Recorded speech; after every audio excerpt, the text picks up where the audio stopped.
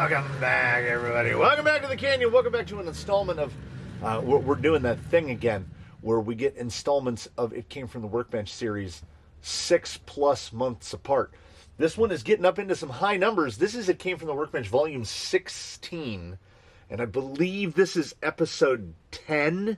I want to say it's episode 10, the last update, somewhere midway 2023. Here we are again. I had said, not even half jokingly, if anyone offers me dig, I'm going to take it. And someone contacted me through Instagram and mentioned that they had inadvertently bought the wrong dig unit, and they asked if I would want it. And not just any dig unit, mind you. Did I throw the plastic away? I did. I still have the instructions for it. Vanquish Products axial transmission dig. That is right. A genuine Vanquish Hurtz V2 dig unit, which, does it say on here? It says on the web description that this dig unit fits any 10-2 gearbox with a removable motor plate. And do you know what? Do you know what that is? That is the best kind of true. It is technically true, because I think it would fit flawlessly onto the Vanquish gear case halves for 3 gear. I went through 3 different sets of gear case halves before I found one that I only had to grind a little bit to get it to fit. So what I have done here is I have cobbled together an abomination in order to incorporate dig into our boy Toothless. Toothless was on a very inexpensive Hobby Park plastic-bodied 3-gear case, which had a delightfully small motor plate. It was very light, had all plastic gears in it. And there was no way under this or any other sun, regardless of color, that Hurtz dig unit was going to fit onto that gearbox. And then I tried another one, and it didn't fit on that. And then I tried a third one, and it did fit on those halves. So what we have in here are the parts of 3 gearboxes combined with the Hurtz dig unit. And the Hurtz dig unit, I threw it into the drawer. The Hurtz dig unit comes with this servo mount. This is the actual this is the actual Vanquish servo mount. I'll show you where it would put the servo. I have fabricated my own mount, this high top boy here.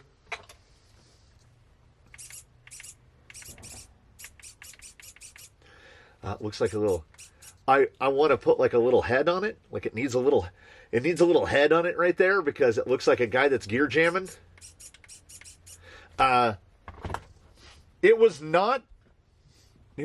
arduous to get that installed. Making this part was elementary, my dear. And I do believe that the Endura 7kg, this gentleman right here, has launched to the top of the list of my go-to for stuff like digs and 2-speeds. It's the same exact size as the Traxxas 2065. It uses 2 mounting holes. I mounted it from the back to get the spacing just quite right. But I got a 3-pack of them on Amazon for $40. And if we're talking a micro servo with decent torque, and perhaps most importantly of all, it's just regular 25 spline Futaba. No micro stuff. That's just a regular 25T horn. Just fits right on. Dig.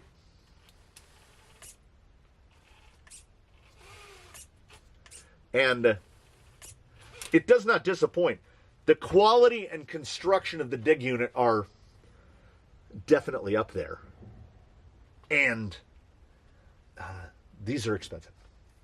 The Amazon dig box, as I just call them, whether it be the silver and red, whether it be the black one, whether it be the gold one. Yeah, they just cloned that. It's identical. The fitment, it's the same thing. It's just a much nicer pieces. The quality of the sliding unit, the quality of the dog, the quality of all that is just better. But this is where the servo would mount. It goes all the way back to the shock towers, and more often than not, the drive shaft will try to hit the servo. So, I mean, props, full-size servo. Excellent. But I made that little guy. And I even thought to write it down. So I can make some more. As I said, I bought a 3-pack, so I've got some other guys that should be going on micro dig soon. I'm not a fan of micro dig servos, but I feel like that Injora might have turned me around. So here's part of one gearbox. This was an Amazon dig box that I converted to forward motor, so I didn't need this part. So we ground that down. That's the gearbox that's in Rattlecat. Same motor that he had, changed all the gears inside the gearbox, including the top shaft. The top shaft is out of one of those obsidian hard plastic 10-2 gearboxes, but I mean, it's pretty quiet. Put a slipper together. That's just a basic 10-2 56 tooth. Throw a little Robinson hardened pinion on there, nice and quiet. With this motor plate, this is the absolute smallest I can go. It's running 1256, and the 12 just meshes. You're not fitting an 11. You're not fitting anything like that. You could, obviously, there's so much room. You could go up a couple teeth you could go to like a 58, which I know is a thing. I don't know if you could fit a 60, but I mean, I could have just picked any other motor plate and fit a smaller spur gear. I would have loved to run a 52, but everything came out fine. Drive shaft lengths obviously had to change. I changed the whole skid to this is an Element skid, because the Element skid will allow you to mount the motor either way. I had the gearbox on the other side. Just put a new skid in it. And had to shim this because the arm right here, if you tried to put this in a 10-2, that arm would be right where the little side, where the screws go in to mount the center chassis. There was nothing I could do about it. I ground it down a little also, and then I don't know if we can even get close enough, but the back of it will hit that suspension link. Like the rear, driver's side rear lower is right where the dig module wants to be. So I made a Kydex spacer, which spaced the gearbox up 1/8 of an inch. So the whole thing moved up 1/8 of an inch. Do I think that we improved the CG by adding all of this? No. But you know what we did add? Dig. We added dig. And if you offer me dig, I'm going to take it. So now, as we are here, and it came from the Workbench Volume 16, what have we retained of the original? Now that he's got SSD Diamond Pros, and he's got a golem of a gearbox, I'm sorry, not a golem, a golem of a gearbox assembled out of other parts, which I was genuinely surprised at how quiet it came out to be. This is the kind of rig that I love, because it was built. It was built like for a purpose. It was built to be. There's no RTR in it. None of the parts here are here because someone made those parts be there. Every single part on this vehicle was selected because I wanted that part. Whether it's the inserts, the tires, the wheels, the chassis rails, the shock towers, the shocks, the springs, the gearbox, the dig unit, the servos, everything was selected for this vehicle to be as it is. Is it the cheapest possible thing that we could have done? No. Is it the most expensive? God, no. This is happiness, is what this is. It does. I mean, yeah. Are the wires an absolute rat's nest? Yes. But you do this. You throw on this beautiful body, which sits down so nice and low. And look at this boy. Look at this hyper matte boy. More shout out to Joanna Gaines, Magnolia Home. There's no flat overcoat on this, as you can tell by the grill, which is still shiny because it was masked off. This is just how matte that paint is. It is the mattest of possible mattes. We're going to take this guy out and drive him because he's never been dug. Can you dig it? He's never dug it. Can you dig it? So we're going to do that. And I have many rigs are at some point of flux. They are closer to their beginnings or closer to their ends. Now the Toothless has dig. he may have joined a very elite group of maybe 3 or 4 rigs in the whole fleet that are they have recognized their completeness. We hope. Hell, I don't know. We haven't driven it yet. It feels like what we're doing here is a half a dozen things at once, because there were relatively substantive changes. As I said, I had to replace the skid. I didn't have to replace the skid, but I replaced the skid. There's less stuff going on inside the Element skid, and the Element skid is not handed. You can turn it 180 degrees and it's exactly the same.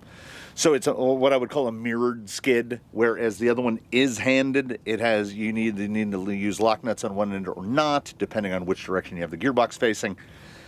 So we've got the dig box, which necessitated new drive shafts, because both of the drive shafts were incorrect lengths. The front got longer and the rear got shorter. Okay, we have nothing to worry about. We've got a thing where you'll notice maybe he sits with his head kind of tilted to the right. And it feels like it's something in the links. Something's binding. Like maybe there's a pivot ball or two that are 5.8s put in a 5.7 hole, something like that.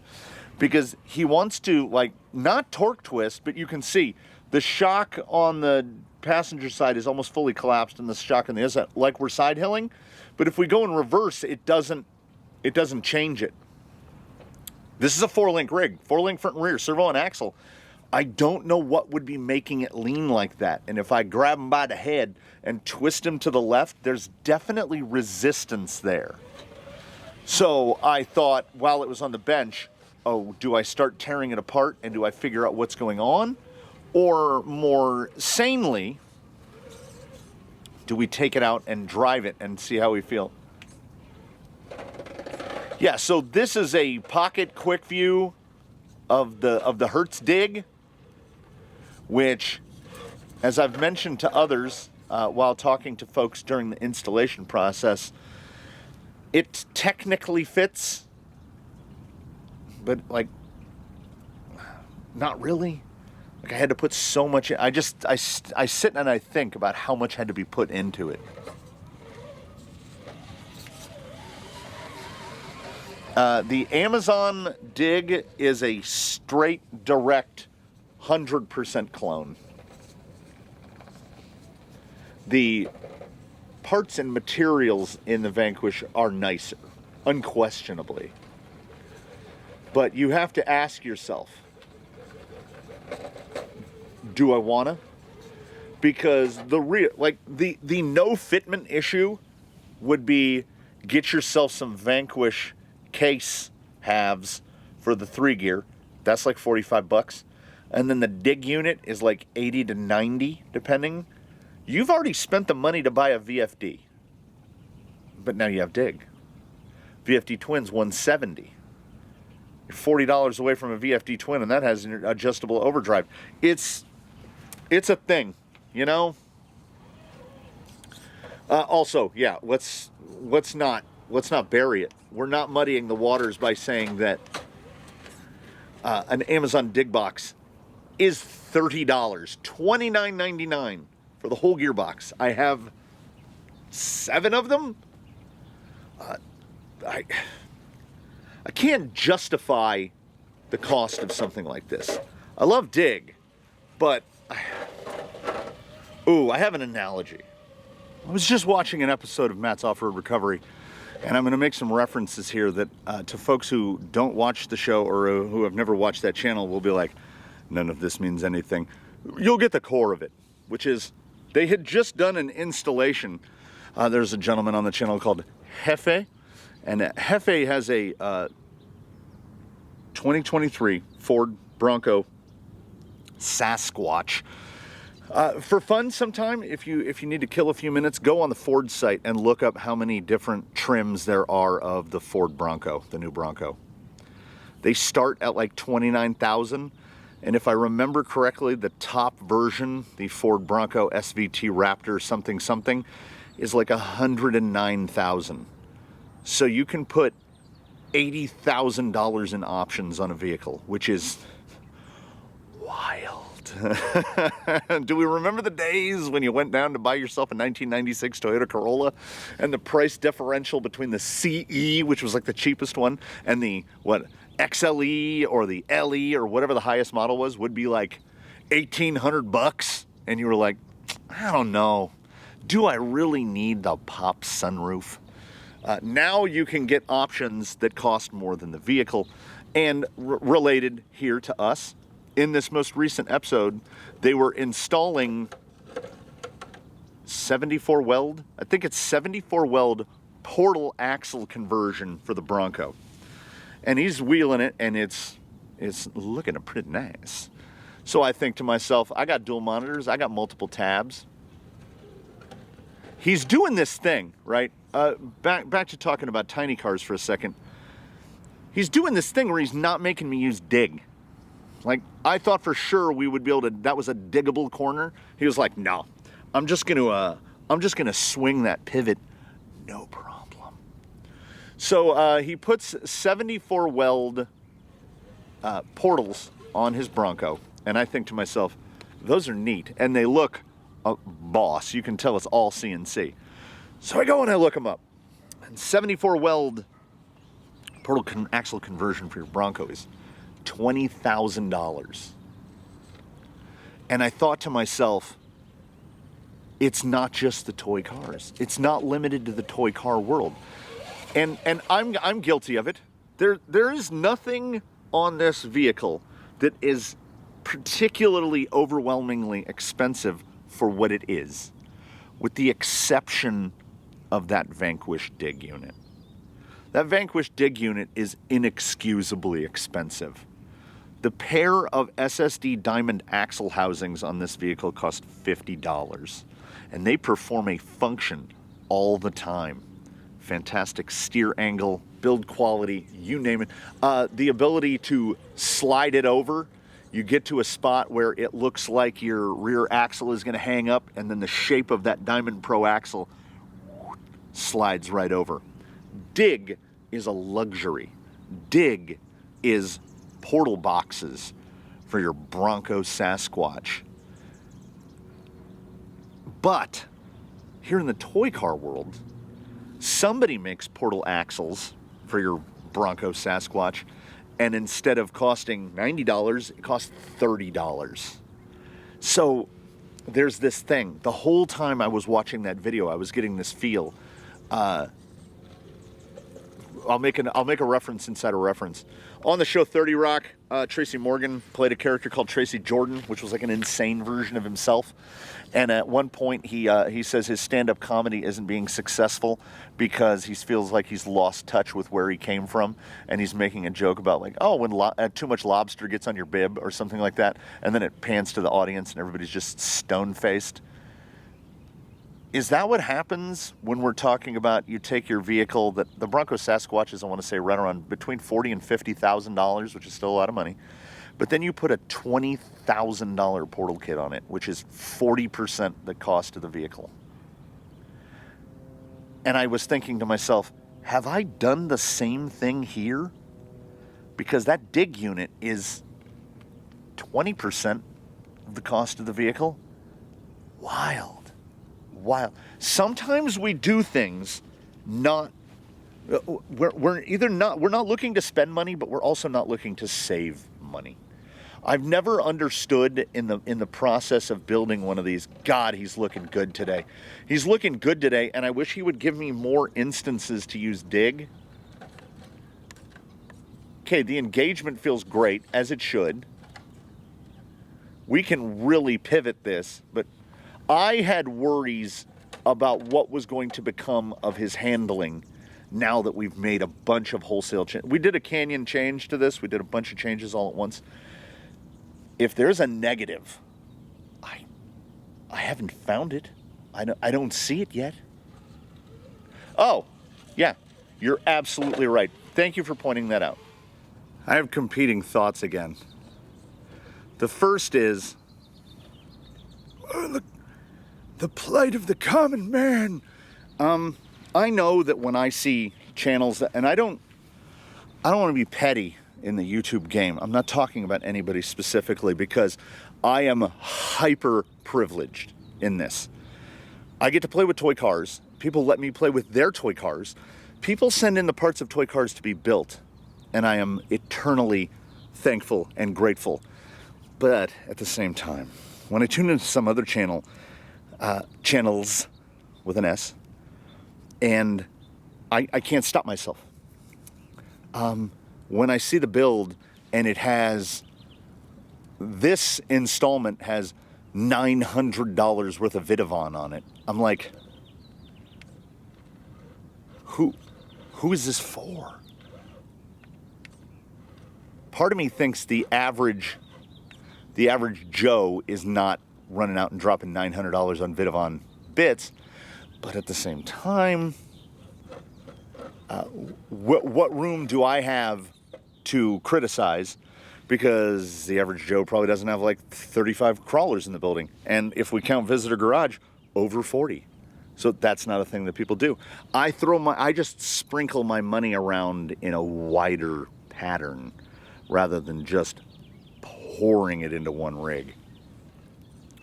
I shouldn't get hung up on cost. You also shouldn't get caught up on cost, because, and I think this is 100% applicable to all of us.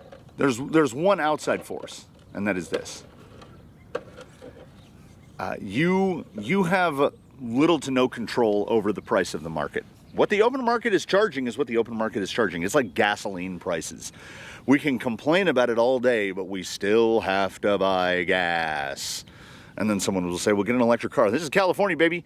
It would cost as much to charge almost as much to charge your electric car, particularly with the way rate tiers work, as it would to just put gasoline in it, particularly with how much I drive. So you have no control over that. What you do have control over is your own spending. And I have argued this about bicycles in the past. I will argue it about toy cars right now. If it does not put you in a position of undue financial hardship, it doesn't cost too much. It doesn't matter how much it costs. To me, I own a $3,500 bicycle, which to a lot of people, when you talk to a non-cyclist, this transitions into toy cars perhaps better than anything else. The average 10-scale rock crawler is in that $500 range. Toothless is no exception. We've just kind of become comfortable with that because a lot of us are not RTR guys. We're not just dropping $500. Boom.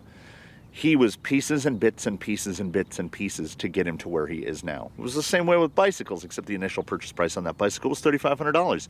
If you tell a non-cyclist that your bicycle costs $3,500 and you have more than one, they just look at you. They look at you like snakes are slithering out of your mouth. How could a person say that? But at the same time, I watch people go to a store and spend $90 on a Stanley tumbler, and that's a cup. Guys, that's a cup. That's why. How did Stanley get this cachet? I knew people that still carry Stanley thermoses. Are Stanley thermoses now going to be like $80? They were like the de facto standard. It's what you put in your tool bag to take to work. I don't understand what's happening. The Guccification of Stanley is wild. Yeti over there going, guys, we've been selling expensive cups for years now. What? Don't forget about us. Did I overdig? Can we pull it back up? So I am going to be positively hypocritical here and tell you, don't obsess over the cost of the bits and bobs in your hobby. At the same time, I get obsessed over the bits and bobs in my hobby. I don't care what y'all spend. It's fine. And this is the philosophy that I want you to take away from this. It came from the workbench, which is more of a ramble than an exhibition of dig. Does the dig work? Yes. Would I recommend it? God, hell no. Hell no. No. $90 for dig? You can get dig for $30. We got dig at home. We can get dig for $30. And it's every bit as good. This dig feels good. This rig feels good. But it's not justifiable. It just isn't. The machine quality is immaculate and it's great. And if you are one to buy premier gear, then that $90 won't mean anything to you. We will close it with an analogy within analogy within an analogy, this was years ago. I want to say Warren Buffett was the richest person. We're just going to let him sit right there. You know what? I'm going to set the radio down. I believe Warren Buffett was the most rich man on the planet. So we're probably going back 30 years, right? This is before the tech men. This was about guys who made money on the backs of people who made less money, which is, I guess, true of the new guys, but it was more true of financiers. So somebody had asked a question to the common man, to the non-Vidavon buyers, I guess. No shade to Vidavon. I'm just saying, a $300 axle is a lot. He had asked the common man, what's the smallest denomination you'll bend over to pick up off the street? And it was pretty much, here comes our buddy, and it was pretty much universally stated that it was 25 cents. It was a good old American quarter, an American quarter. Because yeah, if you see a penny in the street or a dime or a nickel, you might not stop and bend down and pick that up. But everybody, even today, people are going to bend down to pick up a quarter. I've heard a lot of people say that they're not bending over unless it folds, because that is the state of the world in which we live. And at that time, with the valuation that he was at that time, for Warren Buffett to bend over and pick up that same amount, because what they did is they took a quarter and they looked at it as a percentage of the average American's annual income, which was, like 0.00000, like 1% or whatever, right? For Warren Buffett to bend over and pick up a quarter, it was like $28,000. So different money means different things to different people, for sure. To me, $500 each on all these doesn't seem like that much. When you put it all together and you think of how many of them there are, you think, oh my God, what have I done? And then the Talking Heads song just starts playing right now. But that's not the point. Money can't buy happiness, but money can buy toy cars, and toy cars can bring you happiness. So, hey, we could be spending that money on the new golf club that comes out every year, so I take pride in not falling down that rabbit hole. Oh my God. If you don't do hobbies halfway, you're in the right place. If you enjoy toy cars to an obsessive degree, you're absolutely in the right place. And I thank you for coming here and being in this place. This episode had far less driving and far more rambling, but you know what? It felt like a rambly type of morning. The temperature is about perfect. I'm very cozy right now, sitting on the bucket chair. I wish you all were here. I really do. I thank you so much for coming by the canyon today and every other day that you're here. I thank you so much for commenting below and hitting me up on Instagram just to ask questions or be like, hey man, what's up? An extra special shout out, and here's again, I will contradict myself one more time. Channel subscriber hit me up on Instagram, said of my interest, and then Dig. I said, I've never turned down Dig in my life. If you offer me Dig, I'll take Dig. He had mistakenly bought this Vanquish Dig unit and spent that money on it and said, I'm just going to send it to you. So, extra double special shout out. You are on the unofficial Platinum tier Patreon of the Canyon, for you have made the Canyon better in a small or large way, however you choose to view it. And as I said earlier, and we'll echo again, I am forever grateful and thankful for all of you. I mean it sincerely, and that comes from a person who does not like people. I don't like going places. I don't like talking to people. I like talking to people about toy cars, and you are here to help me facilitate that obsession within an obsession within an obsession. So in an episode filled with analogy atop analogy atop analogy, obsession within obsession, I thank you so much for being here with me. And I invite you one and all, in between now, betwixt now and when we meet again, to all do your very best to have a good one, everybody. We will see you again very soon from the canyon. I am waiting for the guy in the comments to tell me that the inserts in Toothless are too firm, and I still won't change them. Don't y'all change either, anybody. You come back now. Be the same person. Don't change. Change is for the weak. Be strong. Unflexible. Never give up. Never surrender.